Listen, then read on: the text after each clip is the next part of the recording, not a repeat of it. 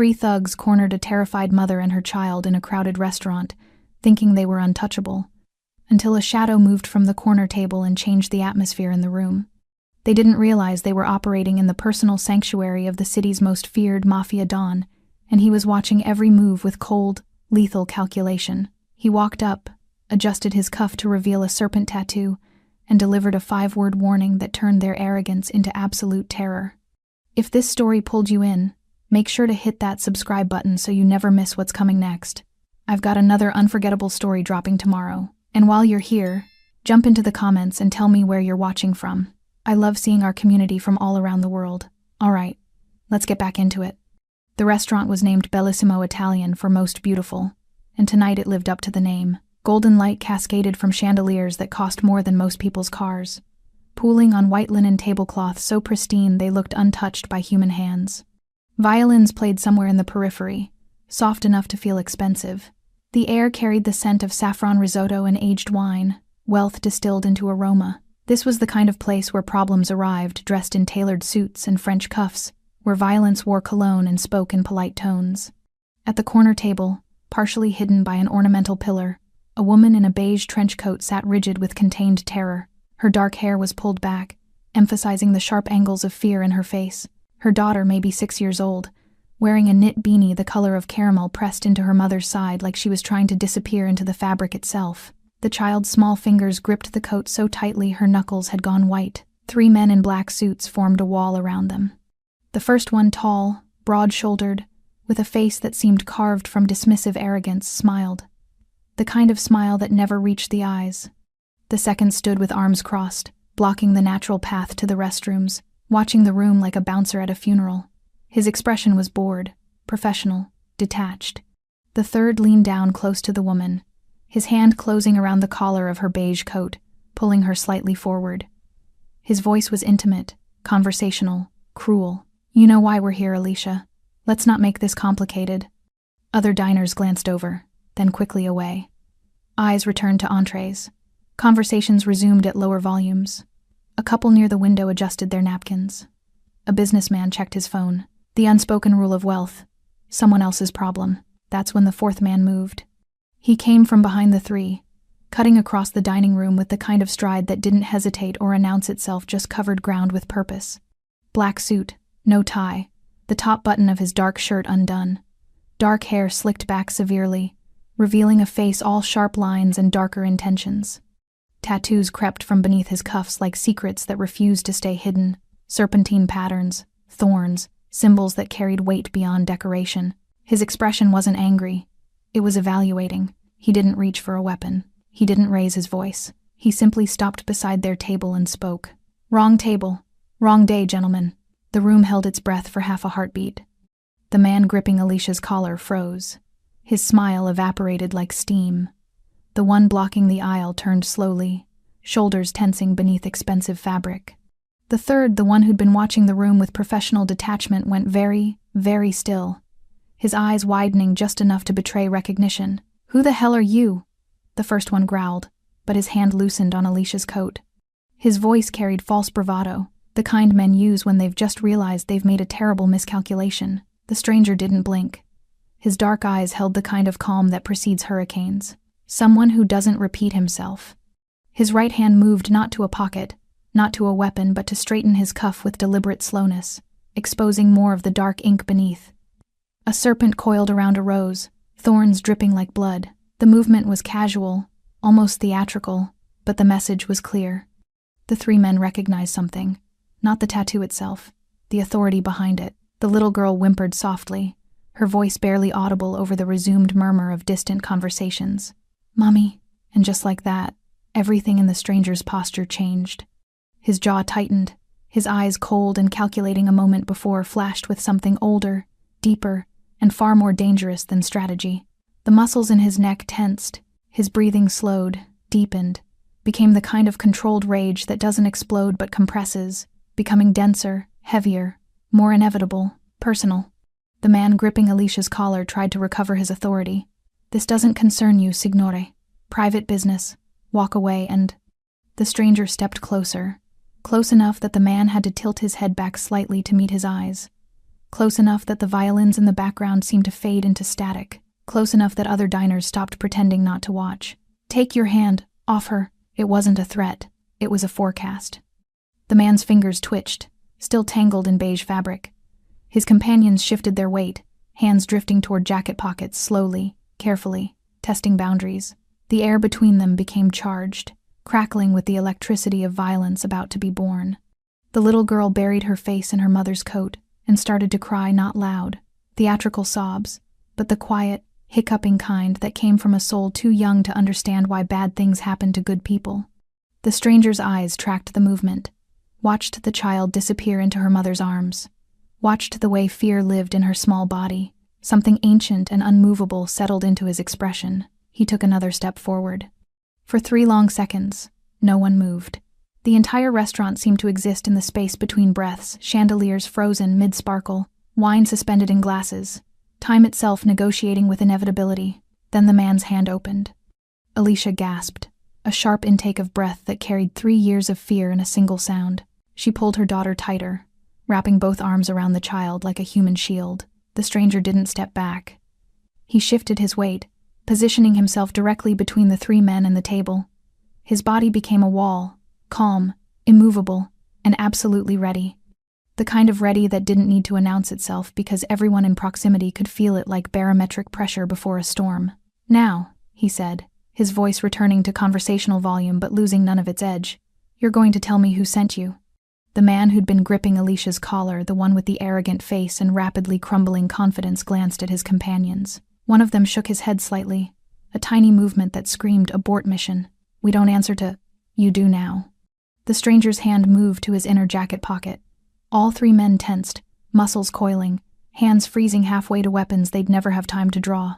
He pulled out his phone, held it up, pressed a single contact. The phone rang once, twice. The entire restaurant leaned in without moving. The phone continued ringing in Alberto Santana's hand, each tone sharp and deliberate in the hushed restaurant.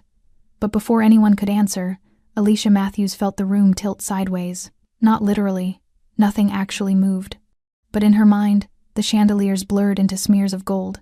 The murmuring conversation stretched into white noise, and all she could feel was Marilyn's heart hammering against her ribs like a trapped bird. How did we end up here? The question had haunted her for 3 years, but tonight it arrived with teeth. 72 hours earlier, Alicia had been standing in a courthouse hallway, hands shaking so badly she'd had to grip her purse with both fists to keep them still. A man in an expensive suit, lawyer for Avalon Holdings, had approached her with a smile that didn't reach his eyes. "Mrs. Matthews, you don't have to do this. Testimony in civil cases can be complicated. Memories fade, details blur. No one would blame you for reconsidering." She'd almost walked away. Almost. Then she'd thought about David, her husband, Marilyn's father, crushed under scaffolding that had been cited for safety violations 3 times. Scaffolding owned by a shell company that never fixed anything, because dead construction workers didn't cost as much as steel reinforcements. She'd walked into that courtroom and said his name, David Matthews. She'd said it clearly, loudly, for the record, and she'd watched the lawyers' faces change. 48 hours earlier, a man had knocked on her apartment door. Not the building's front door, her apartment door. 4th floor, the one with the double deadbolt she'd installed herself. "Package delivery," he'd called through the wood. She hadn't ordered anything. She'd looked through the peephole and seen no uniform, no box, just a man in a black jacket checking his phone with the casual patience of someone who had all night. She hadn't opened the door. He'd knocked again the next morning, and again that evening. On the 3rd knock, Marilyn had asked, "Mommy, why doesn't he leave the package?" Because there was no package, Alicia had thought. Because I testified against people who make problems disappear. 24 hours earlier, her supervisor at the medical supply company where she worked inventory had called her into his office. George, 50-something, kind eyes, 2 daughters of his own. "Alicia, I need you to take some time off. Paid leave. 2 weeks, maybe 3. "Why? Did I do something wrong?" "No, God, no." He'd rubbed his face, looking 10 years older than he had that morning. "Someone called, asked questions about you, your schedule, your commute, whether you had family. I didn't like how they asked. Who? They didn't say. But Alicia." He'd leaned forward, lowering his voice. "My brother works in city licensing. He says Avalon Holdings has connections. The kind that don't show up on incorporation papers. She'd left work early, picked Marilyn up from school 2 hours ahead of schedule, and tried to figure out where someone could hide when they had $147 in checking and no family within 3 states. Tonight, she'd made a mistake born of desperation and bad advice. Her neighbor, a law student named Rashida, who sometimes babysat Marilyn, had suggested meeting her cousin at Bellissimo. He works in witness protection adjacent stuff. Victim advocacy. He might know resources, safe houses, legal options.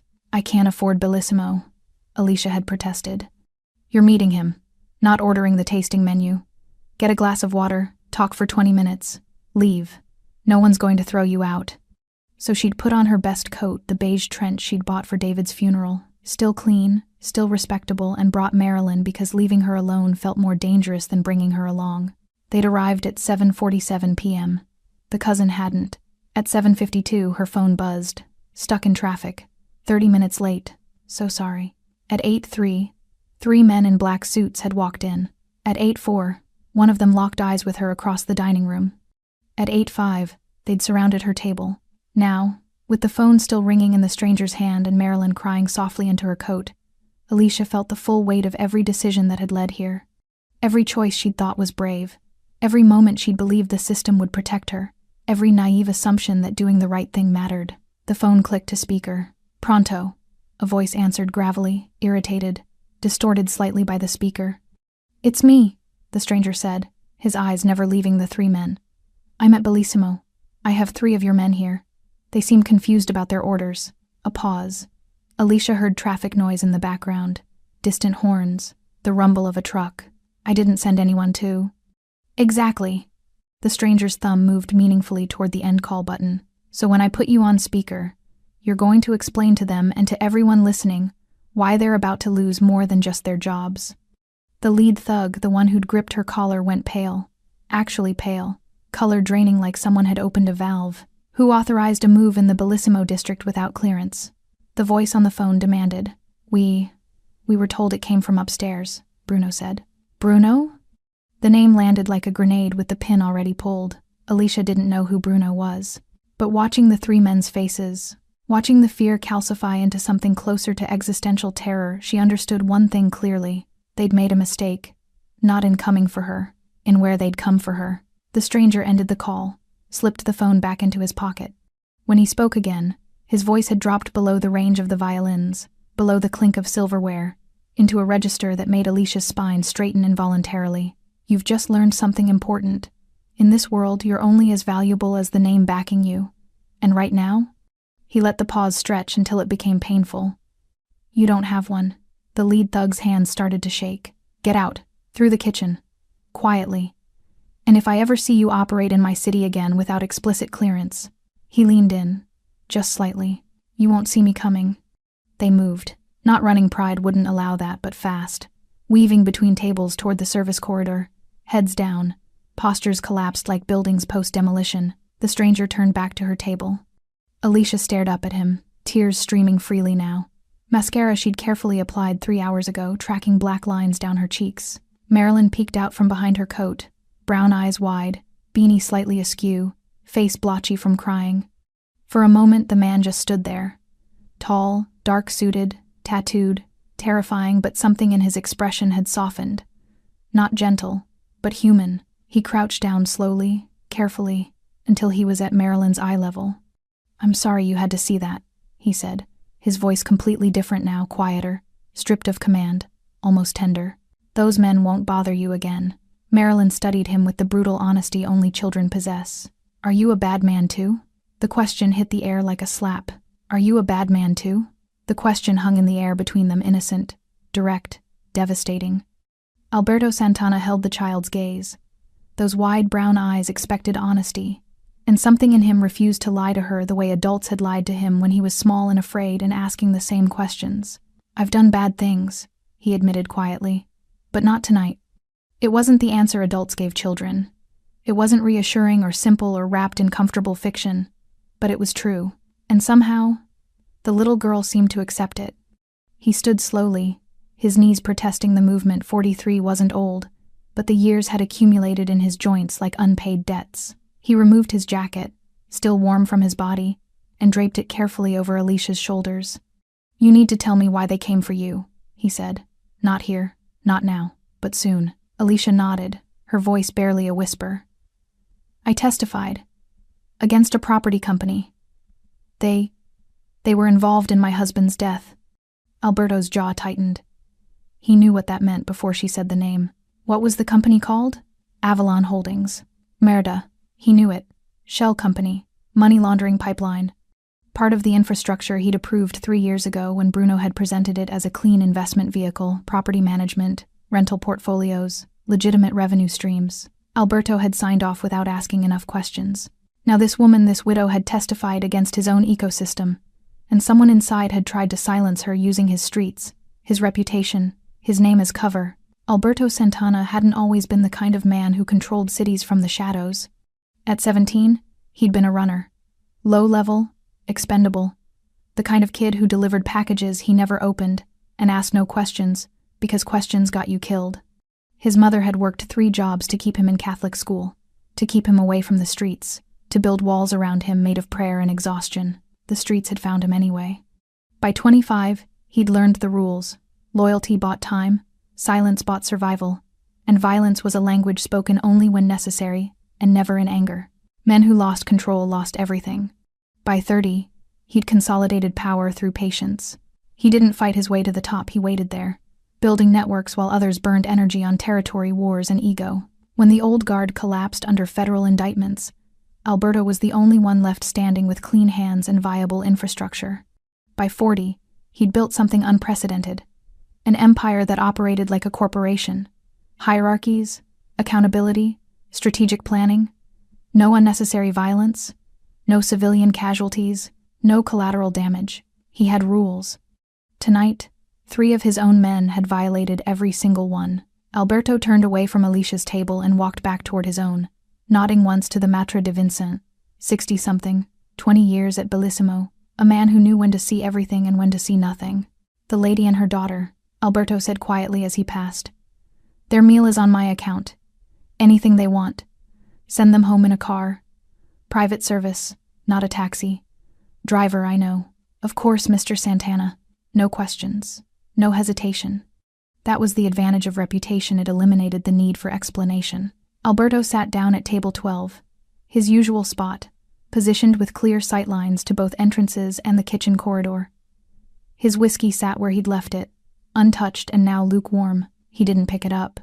He was thinking, Bruno, Franco Bruno, 48, second-generation organized crime, ambitious but sloppy. He ran the real estate operations, legitimate property management companies on the surface, money laundering and debt collection underneath.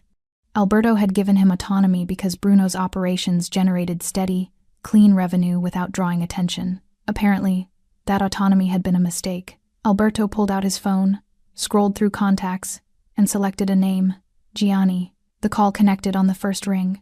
"See, I need you to pull every file on Avalon Holdings. Property acquisitions, tenant complaints, safety violations, lawsuits, everything." A pause. "How far back?" 3 years. That's a lot of paper." "Then start now." Alberto's voice carried no room for negotiation. "And Gianni? Do it quietly. Bruno doesn't hear about this." "Capito."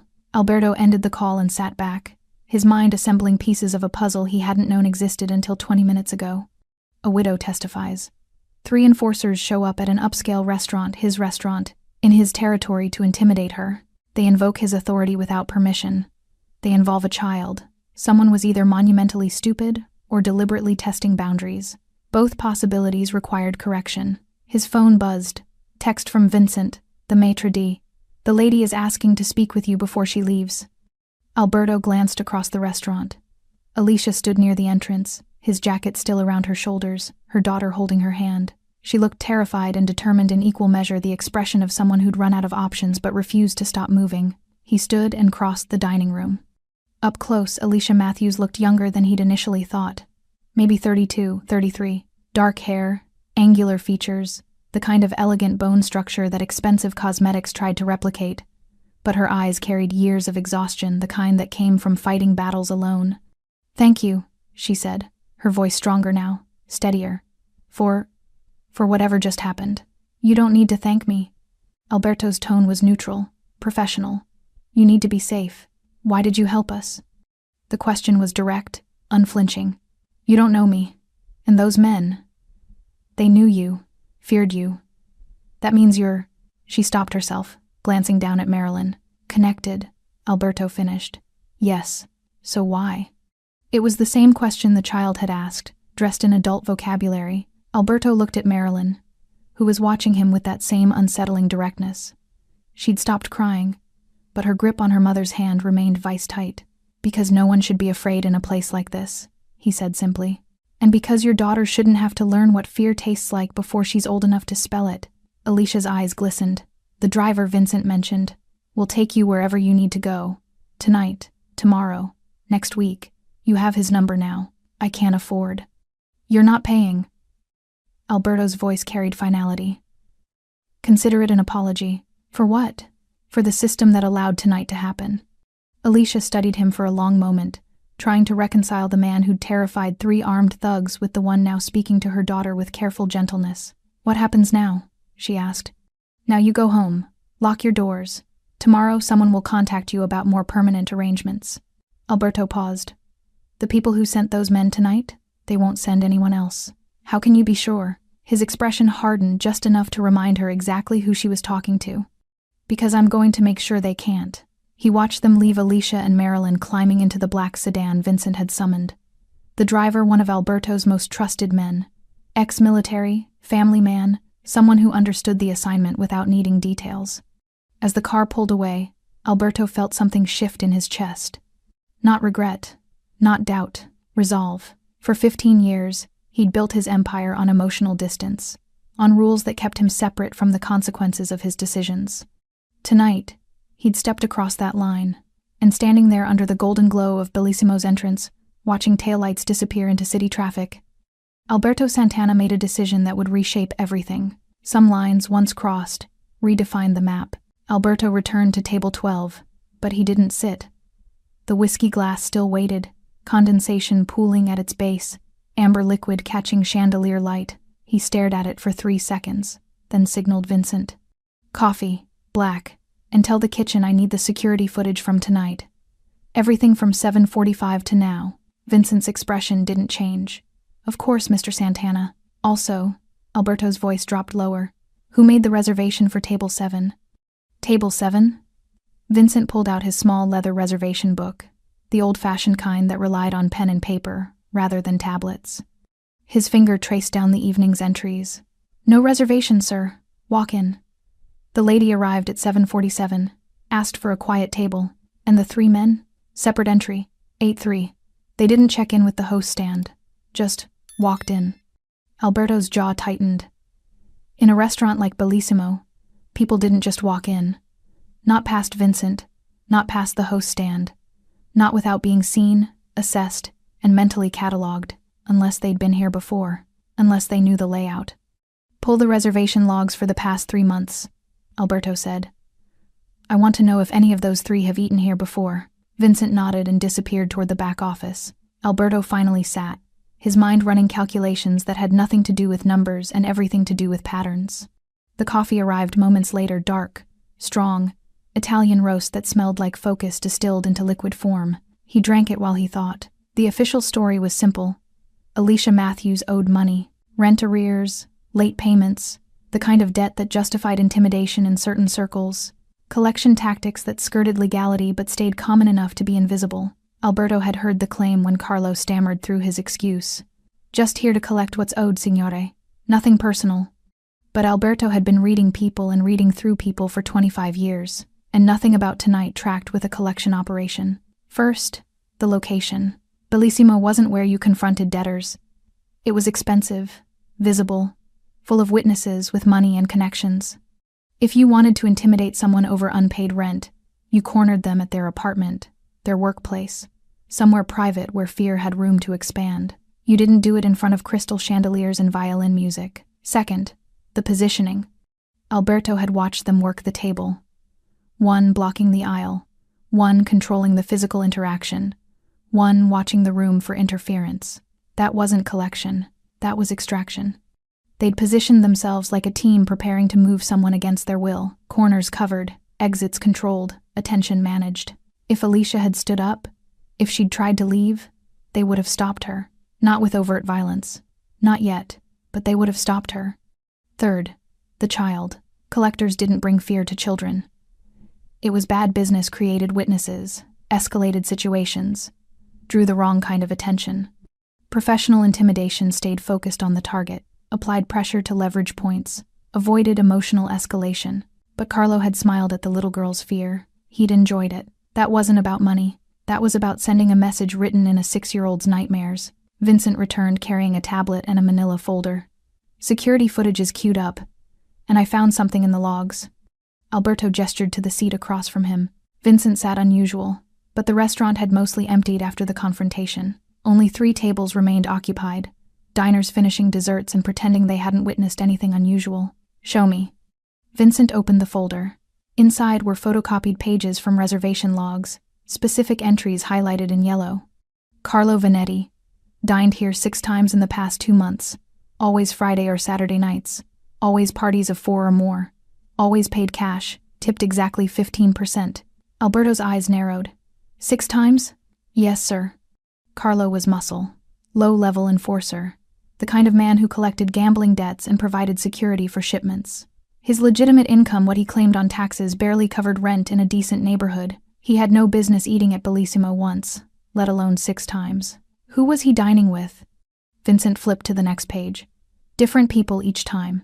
But one name appears on 4 of the 6 reservations. He pointed. Alberto read the name and felt something cold settle in his stomach. Luca Bruno. Franco Bruno's nephew. 28. Ambitious. Hungry for status his uncle's position provided. Alberto had met him twice, once at a wedding, once at a business dinner, that was really an introduction to the network. Both times, Luca had struck him as performatively respectful, the kind of man who said yes, sir, while his eyes calculated angles. Pull Luca's credit card receipts, Alberto said quietly. I want to know everywhere he spent money in the past 3 months. Restaurants, hotels, cash withdrawals, everything. That will take time. And discretion. Then be discreet. Alberto's voice carried steel wrapped in silk. But be thorough. Vincent nodded and left the table. Alberto opened the tablet and pulled up the security footage. The camera angle covered the dining room from above the bar, wide lens view that captured roughly 70% of the tables. Alberto scrubbed backward through the timeline until he found 7:47 p.m. Alicia entered the frame beige coat, dark hair, holding Marilyn's hand. She looked around uncertainly, the body language of someone out of their element. The host stand directed her to table 7. Alberto watched her sit, watched her check her phone, watched her order water for herself and juice for her daughter. At 8:01, Marilyn started folding napkins. At 8:03, 3 men entered from the main entrance. Alberto paused the footage. They didn't check in, didn't wait to be seated. Walked directly toward table 7 like they knew exactly where they were going. Because they did. They'd been watching her. Alberto felt his pulse slow. His breathing deepened the physiological response he'd trained himself to recognize. Not fear. Focus.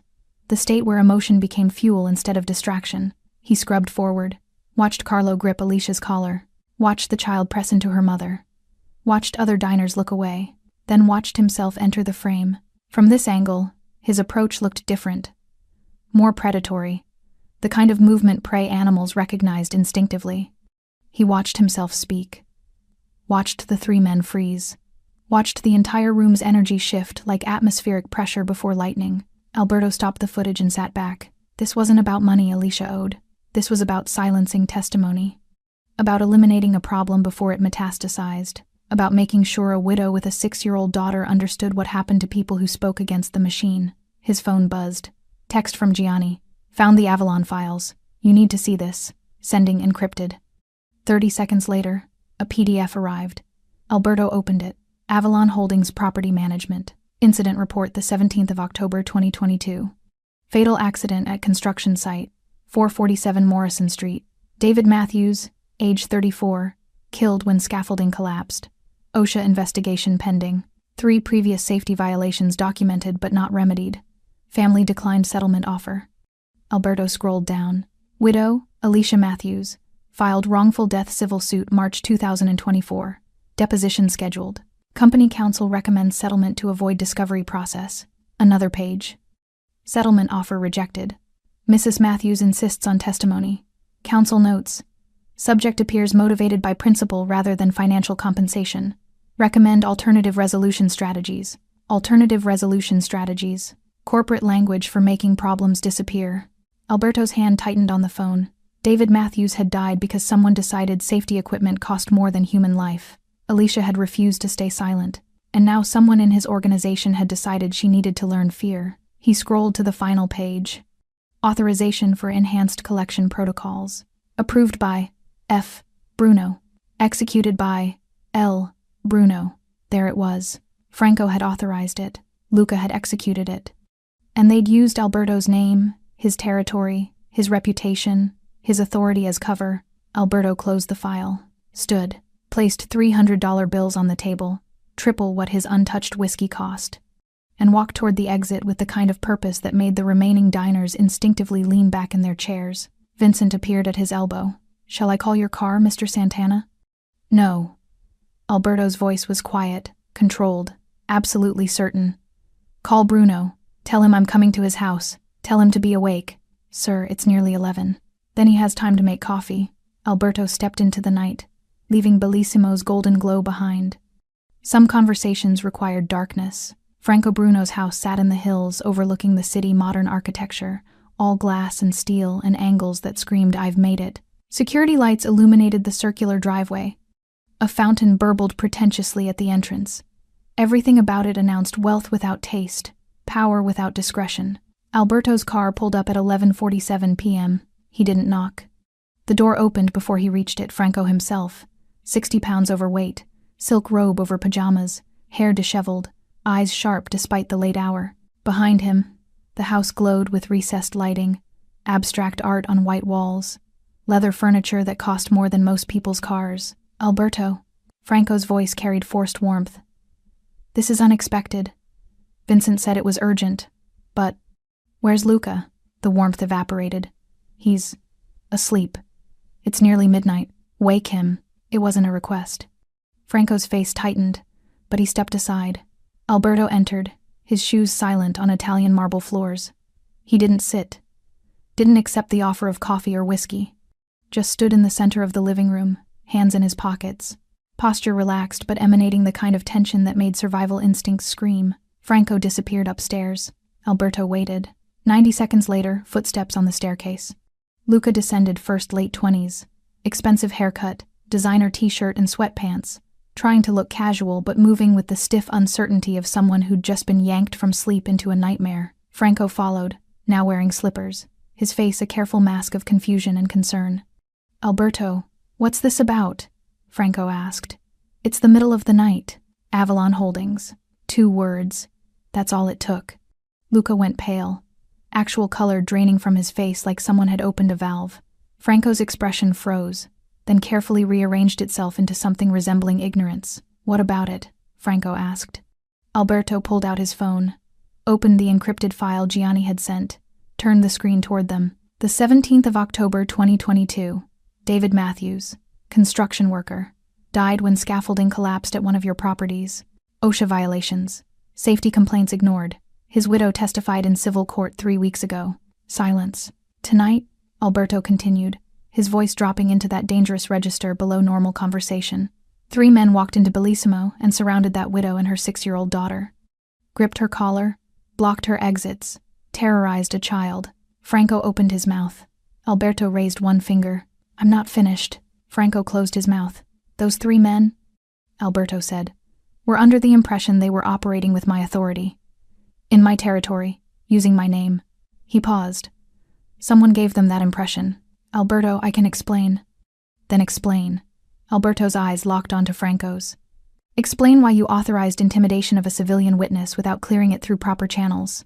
Explain why your nephew," he gestured toward Luca, "executed an operation in my district without permission. Explain why a child was involved." The room held its breath. Franco's mind was clearly racing, calculating angles, measuring responses. He was good at this, had survived in this world for 30 years by knowing when to apologize, when to deflect, when to attack. He chose wrong. The woman was becoming a problem, Franco said, straightening his posture, trying to reclaim authority. Her testimony was exposing financial structures we've worked years to build. The civil suit was drawing attention. I made a judgment call. You made a mistake. The words landed like a sentencing. Alberto, listen. No. Alberto stepped closer, not threatening, not aggressive, just present, filling space with the kind of authority that didn't need volume. You listen. We have rules. No civilian casualties. No collateral damage. No operations in another crew's territory without explicit clearance. And never, his voice sharpened, never involve children. It was just intimidation, pressure. We weren't going to actually. You terrorized a 6-year-old girl in a public restaurant. She was collateral. We needed the mother to understand. That you're willing to harm her daughter? Alberto's jaw tightened. That's the message you wanted to send? Franco's face flushed. You're being emotional. This is business. Sometimes business requires. Don't. Alberto's voice dropped to a whisper. Don't tell me about business. I built this network on rules that keep us invisible. You just made us visible. In front of 50 witnesses. In my restaurant. Using my name. We were protecting organizational interests. You were protecting your incompetence. Alberto turned to Luca, who'd remained silent, frozen like a rabbit watching a wolf decide whether to pounce. Tell me exactly what your uncle told you to do. Luca's eyes darted to Franco, looking for permission, for guidance, for rescue. Don't look at him, Alberto said quietly. Look at me. Luca swallowed hard. He said the woman was a liability, that her testimony was creating exposure, that we needed to encourage her to reconsider. Encourage. Yes. And the child? Luca's voice became smaller. Uncle Franco said. He said fear works better when it's personal. When they understand we can reach anywhere. Alberto felt something cold and ancient settle in his chest. The kind of cold that didn't burn it preserved. It kept rage fresh and patient. He turned back to Franco. You used a child as a weapon. I used leverage. You violated every principle this organization was built on. Alberto's voice remained quiet, controlled, absolutely certain, and you did it using my authority as camouflage. Alberto, you're overreacting. Am I? Alberto pulled out his phone again. Dialed, put it on speaker. 2 rings. A voice answered. Pronto. It's me, Alberto said. I need you to conference in Vitelli, Russo, and Castellano. A pause. All 3? Now. Clicking sounds. Hold music for 15 seconds. Then 3 more voices joined the call, older men, senior members of the council that governed the network's operations. This better be important, Alberto, one of them growled. It's almost midnight. Franco Bruno authorized an unsanctioned operation in my territory, Alberto said calmly. Intimidation of a civilian witness. In a public location. Involving a minor child. Using my name without permission. Silence on the line. The kind of silence that meant calculations were being made. Alliances were being reassessed. Futures were being rewritten. Franco? Vitelli's voice, sharp and demanding. This true? Franco's face had gone from flushed to ashen. There's context. The woman was a civilian witness, Russo interrupted, in a civil lawsuit. Not a threat, not an informant, a widow seeking compensation for her dead husband. She was exposing financial structures that shouldn't have been exposed in the first place, Castellano finished. Because you cut corners on safety equipment, because you ran sloppy operations, because you created the liability you're now trying to silence. Franco opened his mouth. Nothing came out. And you used Alberto's authority, Vitelli continued, without clearance. That alone is unforgivable, Alberto finished quietly. In our world, using someone's name without permission is theft. Theft of reputation. Theft of trust. He paused. Theft of the only currency that matters. The phone line crackled with tension. What do you want, Alberto? Russo asked. Alberto looked at Franco, then at Luca, then back at the phone. Franco Bruno no longer operates in my territory. Avalon Holdings is dissolved. Assets liquidated. Proceeds go to the Matthews family as settlement full amount. No negotiation. No NDAs. Alberto, that's... Luca Bruno is removed from all operations. Permanently. Luca's knees actually buckled. He caught himself on the arm of a leather chair. And Franco? Alberto's voice remained perfectly calm. Franco understands that if anything happens to Alicia Matthews or her daughter, if they so much as receive a threatening phone call, If someone looks at them wrong in a grocery store, I will hold him personally responsible. The silence that followed was absolute. Agreed, Vitelli said. Seconded, Russo added. Noted and recorded, Castellano confirmed. Franco, you're lucky Alberto's being merciful. The call ended. Alberto pocketed his phone and looked at Franco Bruno, a man who'd just watched his empire collapse in a single phone call. You're finished, Alberto said simply. Not dead, not disappeared, just finished. He turned and walked toward the door. Franco found his voice. Over a woman? Over one witness? Alberto stopped, didn't turn around. Over a child, he said quietly, who asked me if I was a bad man, and for the first time in 15 years, I didn't know how to answer. He left Franco Bruno standing in his expensive house, surrounded by expensive things, holding exactly nothing. Alberto's driver pulled away from Bruno's house at 12:34 a.m., the city lights blurring into streams of gold and white below the hills. In the back seat, Alberto sat perfectly still, hands folded in his lap, eyes fixed on nothing. His phone buzzed. Text from Gianni. It's done. Avalon assets frozen. Lawyers working on settlement paperwork. Should have it ready by morning. Another buzz. Vincent. The lady and her daughter arrived home safely. Driver confirmed they entered the building. No one followed.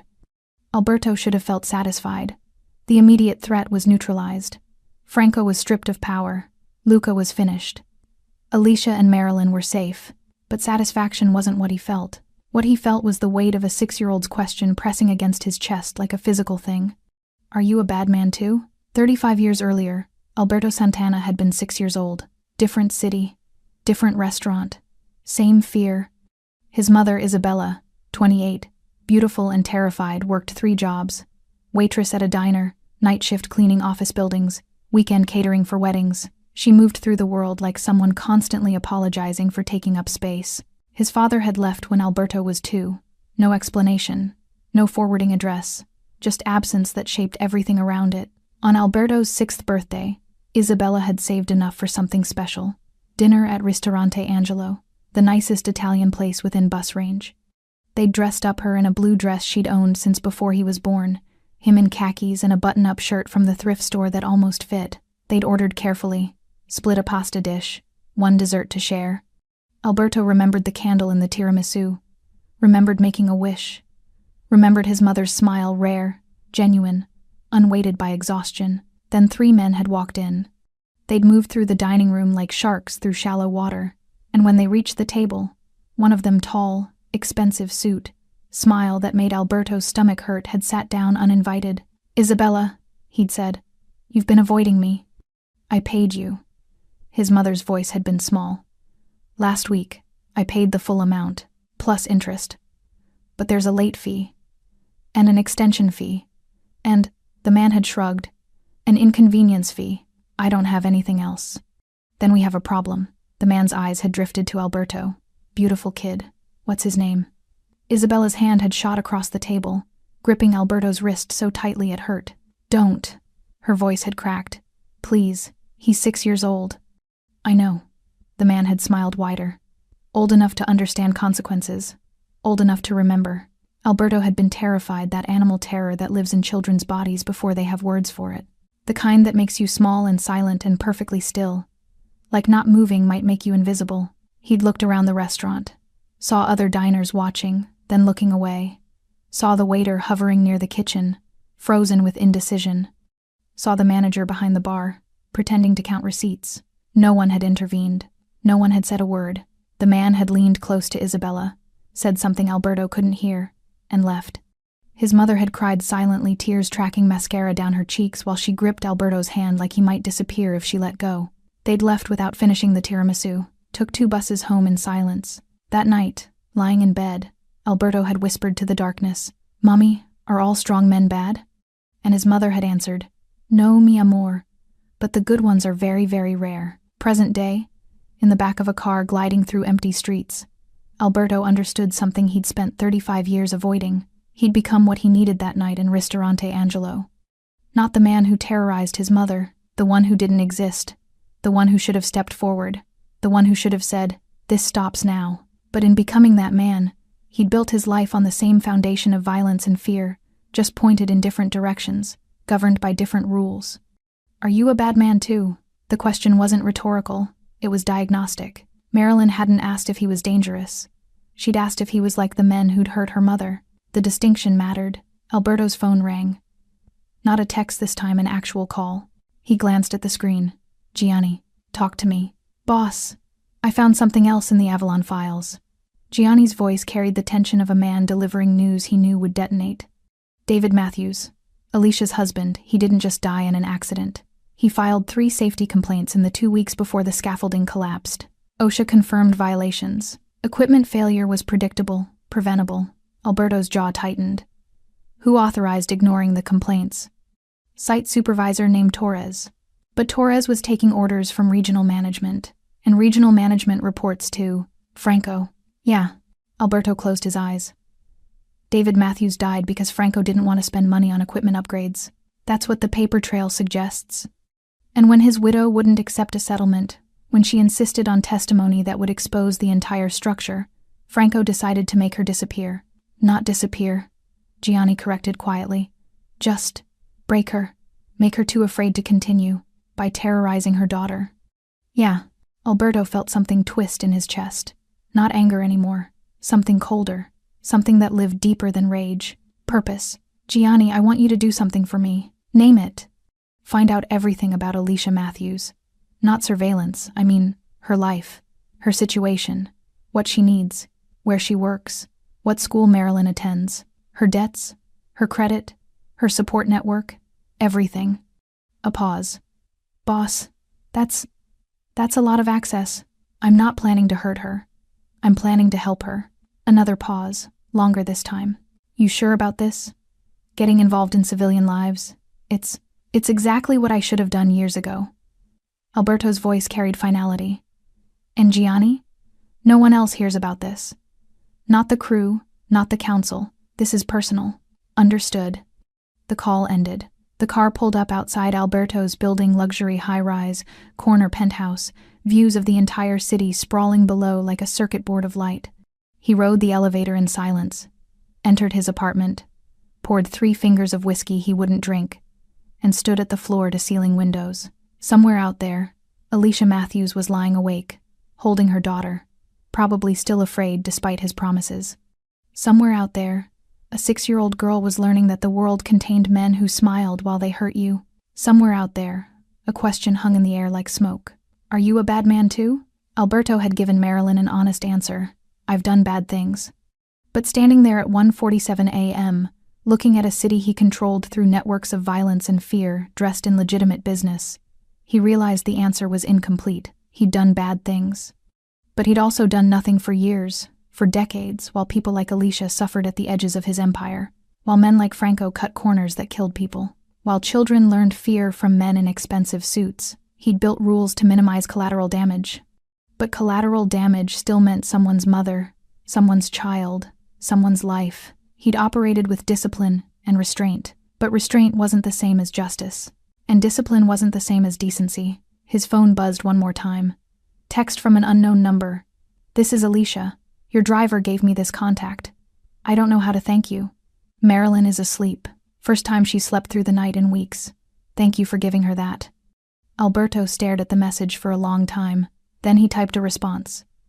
She shouldn't have to be afraid. Neither should you. Rest tonight.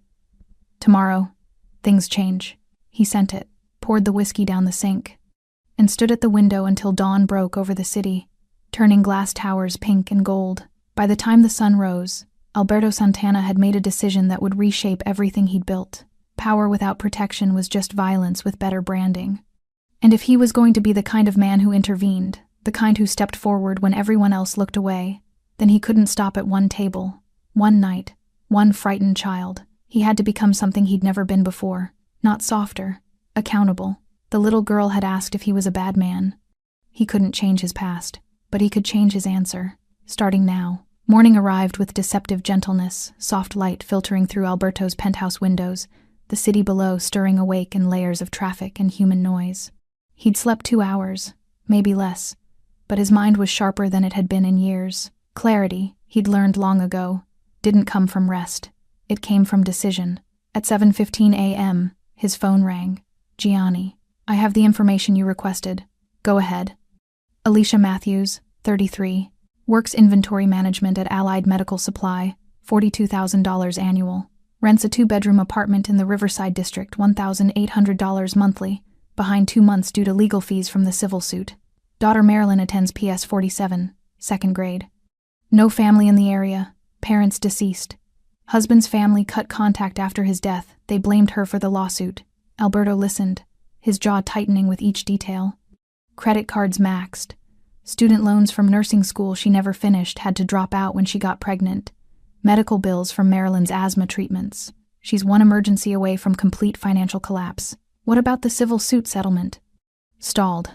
Avalon's lawyers have been delaying discovery for 8 months. Even if she wins, payout could take years. Not anymore. Alberto's voice carried quiet certainty. By end of business today, she'll have a settlement offer. Full compensation for David's death, plus punitive damages, $2 million, non-negotiable, paid within 30 days. Gianni was quiet for a moment. Boss, that's going to raise questions.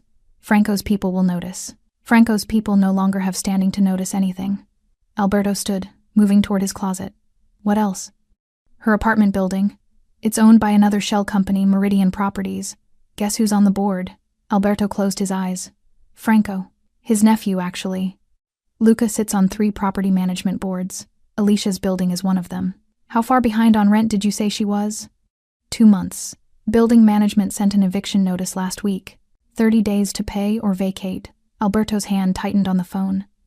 The machine had been designed to crush her from multiple angles. Lose the lawsuit. Lose her home. Lose her stability. Lose her will to fight. Buy the building, Alberto said. I'm sorry, what? Meridian Properties. Whatever it's worth, offer 20% over market. Today. And when the sale closes, I want Alicia Matthews' rent arrears forgiven. I want her lease renewed at below market rate. And I want the building manager replaced with someone who understands that single mothers with children are not problems to be solved. They're residents to be protected. Alberto. Gianni's voice carried something between awe and concern. You're talking about significant capital, significant visibility. People are going to ask why. Let them ask. Alberto pulled a charcoal suit from his closet, already planning the day ahead. I'm done operating in shadows while the people I'm supposed to be protecting suffer in the light. This is different. This is personal. Everything important is. The line went quiet for 3 long seconds. Okay, boss. I'll make the calls. At 9:30 a.m., Alberto arrived at his office, a corner suite in a downtown building. Legitimate import, export business on paper, nerve center of his network in reality. His assistant, Elena, looked up as he entered, surprise flickering across her face. You're early. I need you to clear my calendar. All of it? Everything non-essential. Alberto moved past her toward his private office. And schedule a meeting with our legal team. This morning. Everyone available. What's this regarding? Corporate restructuring. Elena's eyebrows rose, but she knew better than to ask follow-up questions. She simply nodded and reached for her phone. Inside his office, Alberto stood at the window overlooking the city. Somewhere out there, Alicia was probably getting Marilyn ready for school, braiding her hair, packing her lunch, pretending yesterday hadn't happened, pretending the men in black suits were just a nightmare that daylight had dissolved. But Alberto knew better. Fear didn't evaporate with sunrise. It lived in the body long after the threat had passed, in the way you checked locks twice, glanced over your shoulder at every footstep, startled at sudden noises. Marilyn would carry last night for years. Unless someone showed her that the world also contained protection, that strength could be used for defense instead of harm, that the man who'd stood between her and danger meant what he'd said. Those men won't bother you again. Alberto pulled out his phone and typed a message to the unknown number from last night. How is Marilyn this morning? The response came within minutes. Quiet. She didn't want to go to school. Asked if the bad men knew where we lived. Alberto's chest tightened. He typed, They don't. And even if they did, they can't reach you. I promise. 3 dots appeared, disappeared, appeared again. Why are you helping us? You don't owe us anything. He stared at the question for a long moment before responding. Maybe that's exactly why. Because I don't owe you, I choose you. There's a difference. The dots danced for nearly a minute. I don't know how to accept help from someone like you. Everything I know about men like you says I should be afraid. Alberto typed slowly, carefully. then don't accept help from someone like me. Accept help from someone who saw your daughter's fear and remembered his own. From someone who's tired of building power that protects the wrong people. From someone who's choosing to be better than his reputation. Send. The response took longer this time. Thank you. For whatever this is. For whatever you're doing. Thank you. Alberto pocketed his phone as Elena knocked. Legal team is assembled in conference room B. 6 lawyers sat around the polished table. 3 corporate, 2 criminal defense, 1 specialized in real estate. They looked uncertain, curious, calculating. Alberto remained standing at the head of the table. We're implementing new operational guidelines, effective immediately. His voice carried the authority of someone who didn't need to justify decisions. First, no operations involving civilian witnesses, informants, or anyone outside the network without my explicit approval. Second, all property holdings are to be audited for safety compliance. Any violations are to be corrected immediately, regardless of cost. Third, he paused, letting the weight settle. Any operation that involves minors in any capacity as leverage, as collateral, as witnesses to intimidation, is grounds for immediate removal from the organization. No warnings, no second chances. This is non-negotiable. One of the corporate lawyers, Mitchell, 50-something, 20 years in the network, leaned forward. Alberto, these restrictions are significant. They're going to limit operational flexibility. Good. I'm not sure you understand the implications. I understand perfectly. Alberto's gaze locked onto Mitchell's. For 15 years, I've built this organization on the principle that we're better than the chaos that came before. More disciplined, more strategic, more professional. He paused. But professionalism without principle is just violence in a better suit. And I'm done pretending that's enough. Silence filled the conference room. Last night, Alberto continued, 3 of our people terrorized a woman and her 6-year-old daughter in a public restaurant. They did it using my name. They did it because someone decided that fear was an acceptable business tool, that a child's trauma was an acceptable cost. He let that sink in. That ends now. We're going to operate with one foundational rule. We do not harm people who cannot harm us. We do not create collateral damage. We do not become the thing that justifies people's worst assumptions about who we are. And if that limits our effectiveness? Another lawyer asked. Then we were never as effective as we thought. Alberto straightened. Power that requires terrorizing children isn't power. It's cowardice, dressed in authority. He moved toward the door, then stopped. One more thing. Avalon Holdings is being liquidated. Assets are being sold. Proceeds go to the Matthews family as settlement. I want the paperwork finalized by end of day. $2 million. Full compensation. No NDAs. No gag orders. $2 million? Mitchell's voice carried shock. For a wrongful death settlement? That's unprecedented. Then let it be a precedent. Alberto's voice dropped to that quiet register that meant the discussion was over. Let it be a message.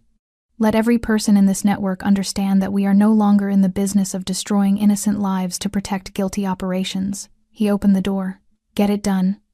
At 3:47 p.m., Alberto's phone buzzed. Text from Gianni. Meridian Properties accepted the offer. Building sale closes in 72 hours. Alicia's rent arrears wiped. New lease agreement drafted $1,200 monthly. Locked rate for 5 years. Another message. Settlement paperwork ready. Avalon's lawyers signed. Matthews' family receives full payment in 30 days. Alberto stood at his office window, watching the city move below thousands of lives intersecting, colliding, surviving. He typed a message to Alicia. Check your email. You'll find documents from a law firm. Read them carefully. Sign them. Your fight is over. You won. The response came quickly. I don't understand. What did you do? What should have been done 3 years ago? Justice, protection, compensation for what was stolen from you. A longer pause, then. This is too much. I can't accept.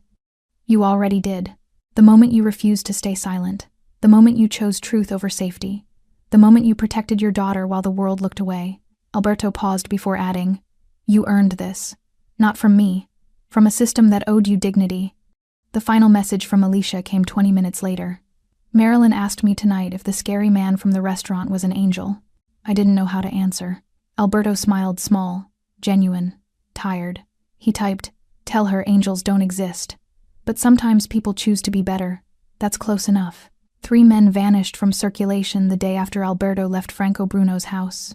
Not disappeared in the cinematic sense, no shallow graves, no cement shoes, no bodies that would never be found, just removed, reassigned to territories so far from the city they might as well have been exiled to different planets.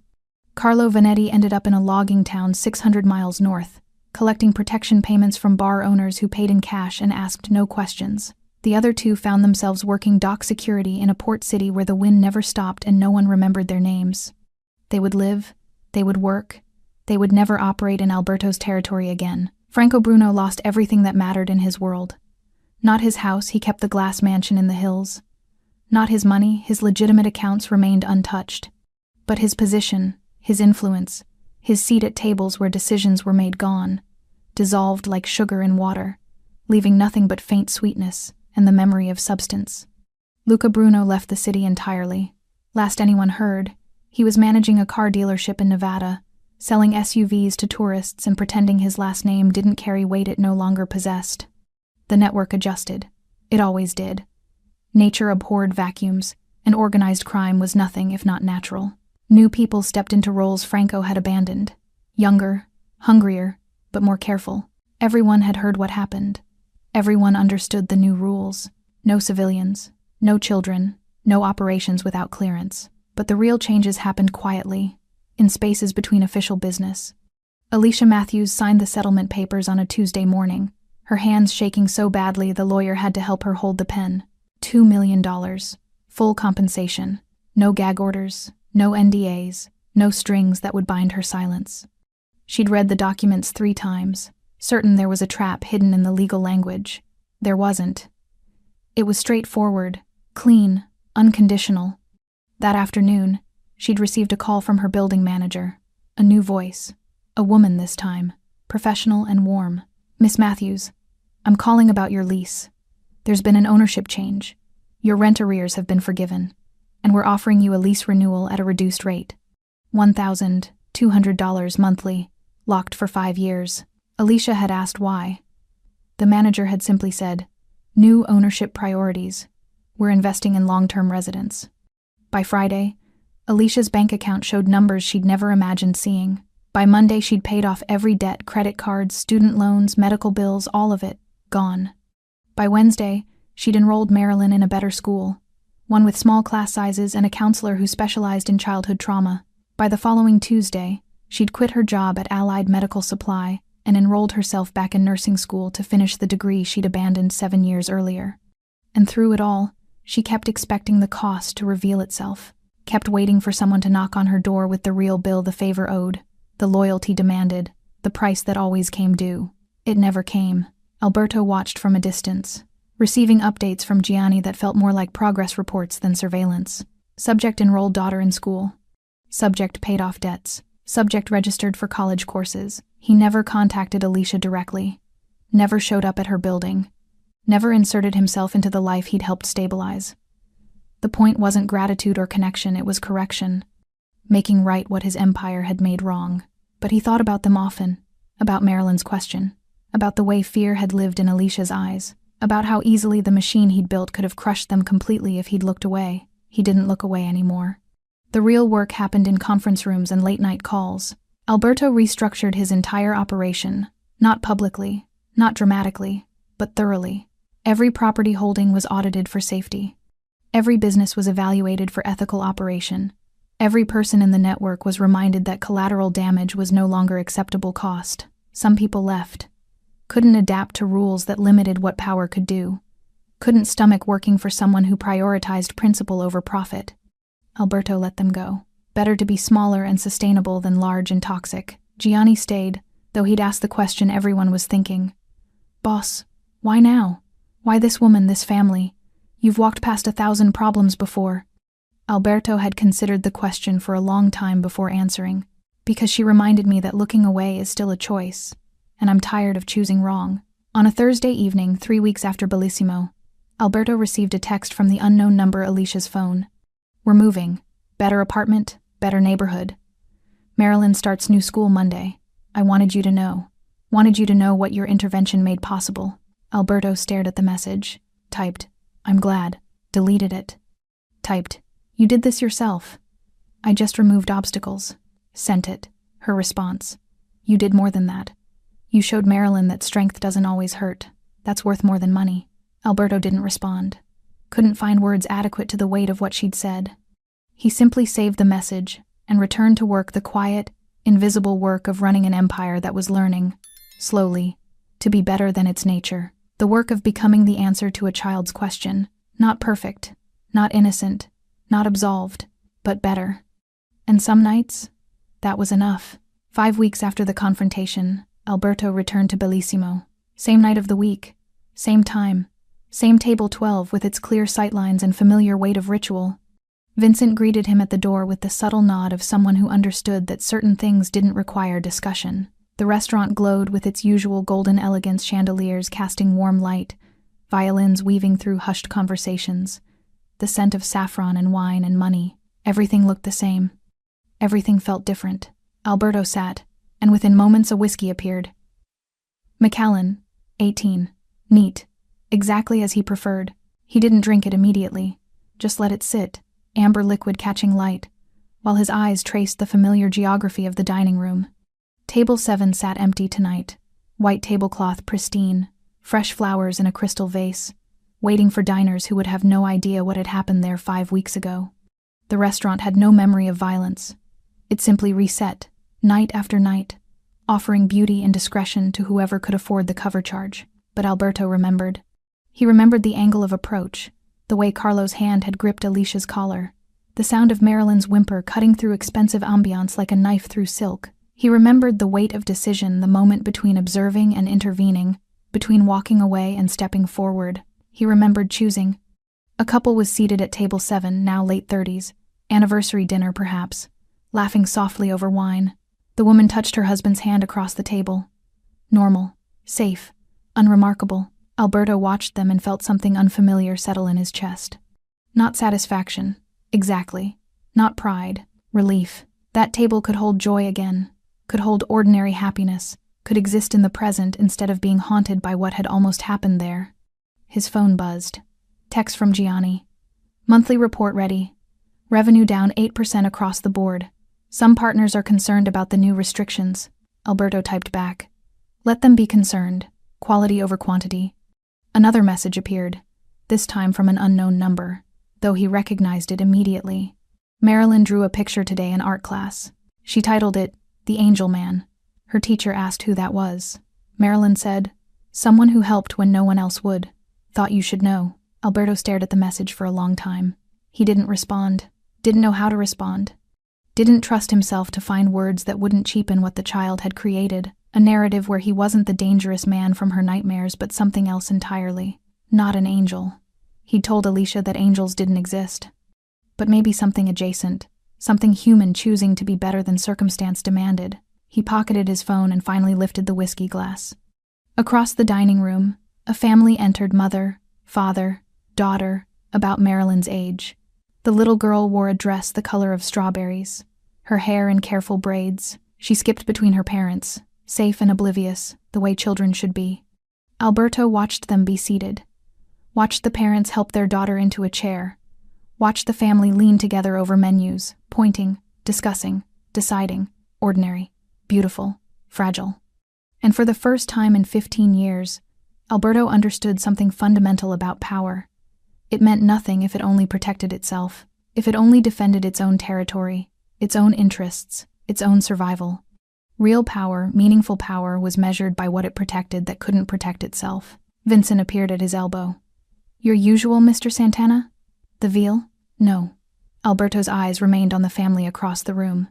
Something different tonight. Any preferences? Surprise me. Vincent's eyebrows rose fractionally in all the years Alberto had dined here. He'd never deviated from his usual order, but the maître d' simply nodded and disappeared toward the kitchen. The meal that arrived 20 minutes later was delicate. Complex sea bass with lemon and herbs, risotto the color of saffron, vegetables arranged like art. Alberto ate slowly, tasting each element, present in the moment in a way he hadn't been for years. He'd spent decades eating meals while his mind worked 3 moves ahead, calculating angles, anticipating threats, planning contingencies. Tonight, he just ate. Just existed in the space between decisions. Just watched a restaurant full of people living ordinary lives, unaware of the invisible architecture of violence and protection that kept their evening unremarkable. His phone buzzed again. Another message from Alicia.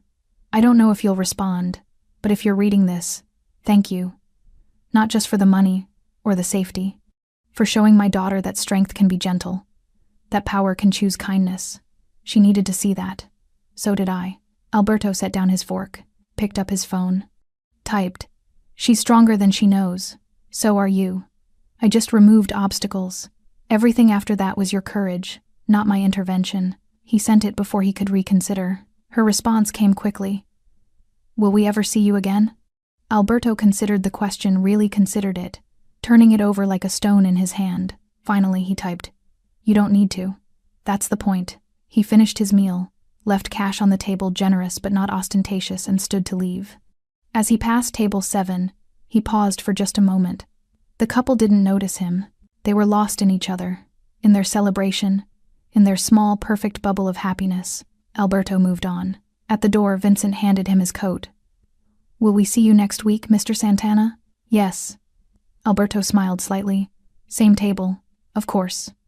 Alberto stepped into the night, leaving Bellissimo's golden glow behind. The words echoed in his mind, not as threat, but as boundary, as principle, as promise. Wrong table, wrong day, not a warning to enemies, a commitment to himself. Some tables were sacred. Some days demanded intervention.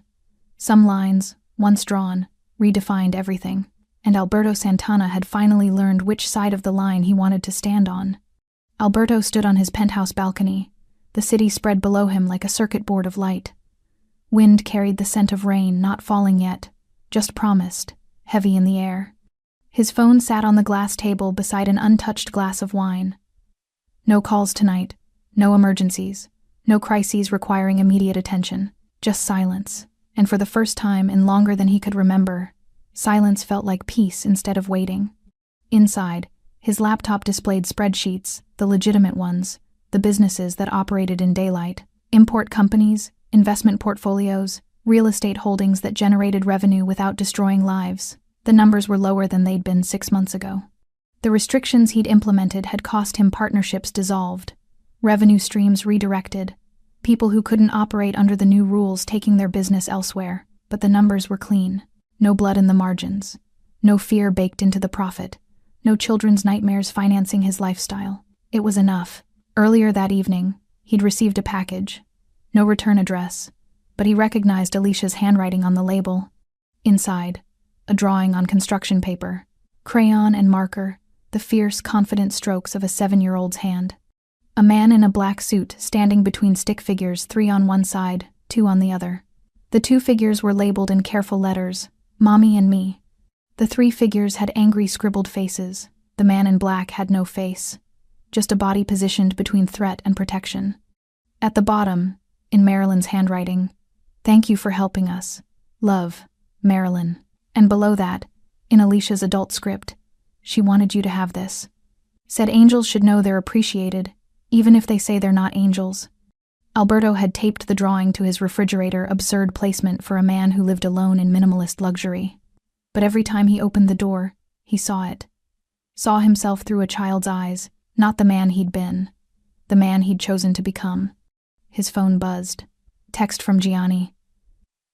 The Castellano situation is resolved. No escalation.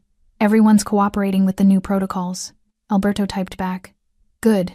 Keep it that way. Another message. Boss, people are talking, saying you've changed, saying you've gone soft. Alberto smiled slightly. Let them talk, and if they test the boundaries, then they'll learn I haven't gone soft, just more selective about where I apply pressure. He pocketed his phone and returned his attention to the city below. Millions of lives down there, people sleeping, working, fighting, loving, surviving. Most of them would never know his name, would never know that their safety was sometimes the result of invisible interventions, quiet corrections, power choosing restraint. That was fine. He didn't need recognition. He needed to sleep without hearing a child's voice asking if he was a bad man. Somewhere in the city, Alicia Matthews was probably helping Marilyn with homework, tucking her into bed, reading stories that ended with safety instead of fear. Somewhere, a restaurant was serving dinner to people who would never know what almost happened at table 7. Somewhere, Men who'd once operated without conscience were learning that boundaries had consequences. And here, 43 stories above the streets, Alberto Santana stood in the space between who he'd been and who he was becoming.